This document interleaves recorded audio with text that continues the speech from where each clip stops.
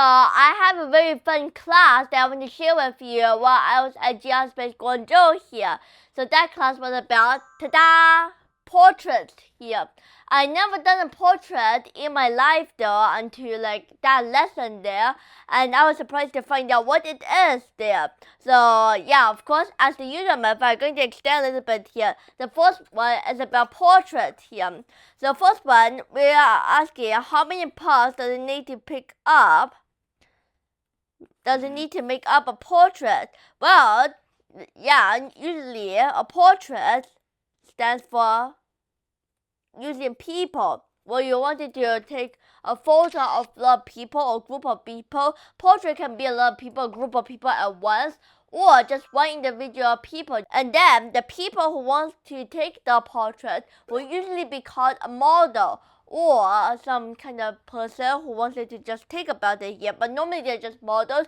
You can tell them to smile or to do you can tell them instructions and then they can do it here. But that's requires some careful planning, because if you instruct them your instruction is right, but your result is not what you expected here. So later we're going to talk about that little mistake here. So now portrait is about people here, and pause of course a background. Same here, like a people right here, people here, background there here, see? So here, of course, what we wanted to focus on is people, not the background here. Although the background is important, the people is more important than the background.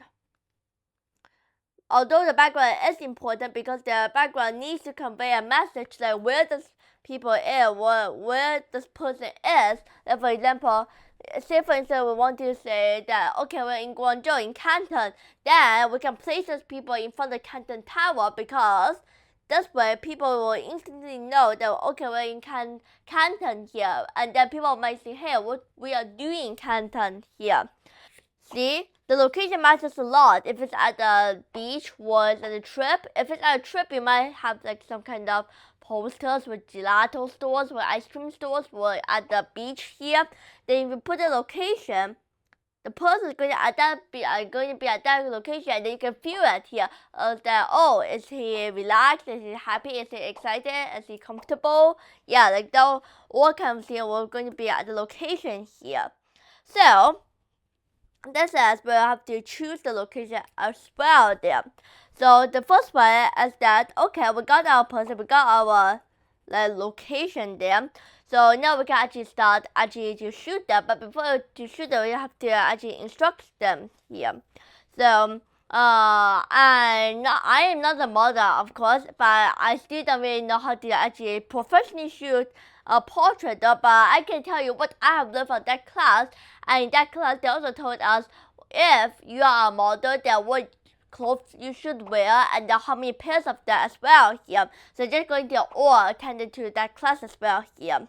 So they also told me that if you're shooting, you can give some instruction to them as well, but do not just say smile or lean to a table or just like that, because that way is sort of like robot commands. I call it robot commands because if you command a robot to walk forward, backward, turn right, turn left, like that here, and then it becomes not natural here. Instead of a portrait to make a people look natural, so we need a people to look natural. Just like in street photography. In street photography, we can include people, but that people must be natural. They're just relaxing on the bench there. So portrait is the same kind of people, this kind of relaxing mode, but we just change it to only the focus that the people is more. The focus is on the people, not on the background. The street photography might be a large background with a little person sitting on the bench. That's it. But for portrait, it's large.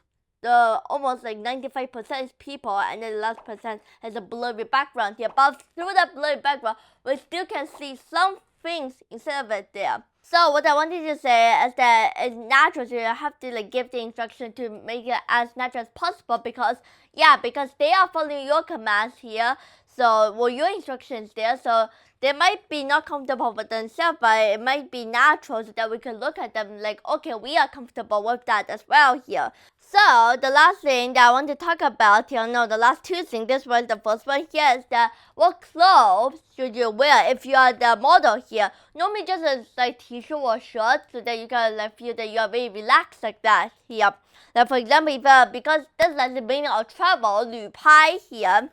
So we could just use a t-shirt, and then there's a phrase that I remember very deeply as well, 物可贴 here. That means that you can link to everything. For example, you found this sign with a gelato, a very cute sign. Okay, then you can link or traffic light or anything that has like a local popularity or you think that is local that you cannot find for other places. Okay, then you can link on it here and then snap a picture taken there. And then you also must control the lighting here.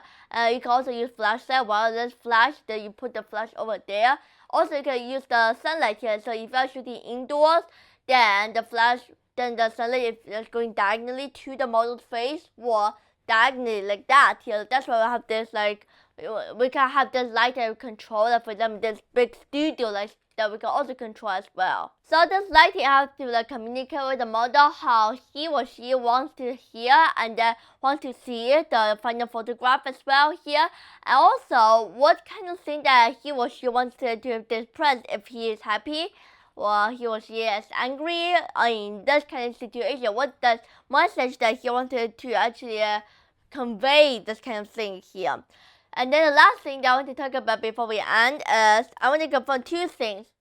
The first way, if I just street photography, I do street photography. I was going down the street and I saw somebody like cooking, for example, and I said, hey, put on, and then I just took a photo here. And then the second one is that what happens if I took, for example, a picture for this kind of big brands for a bag or handheld bag or porch? Then would that be also considered a portrait? Because now focus not on the person but on the product that he or she is actually holding there. So that is called commercial thing here, commercial photography, because we can also describe it as fashion photography as well here because these are in the fashion thing here. But for that, the first case, if we do street photography and then we saw somebody who is cooking and then we put the picture, and that is already 95% of the food for the frame. That depends if you want to have the person who is cooking it, so the person is cooking the food, or you just wanted to say the food here. If it's only the food, there's not a portrait at all. But if you want to convey the person who is cooking the food, the person is cooking the food, then it is the portrait photography. So this depends on what message you want to convey as well here. So never get confused with the style of photograph that you are photographing as well. So at last, portrait photography is all about the person. No matter if the person is speaking or actually, for example, dancing or talking, everything is about the person here. See, portrait for person here. So I hope you enjoyed this video and see you in our next one.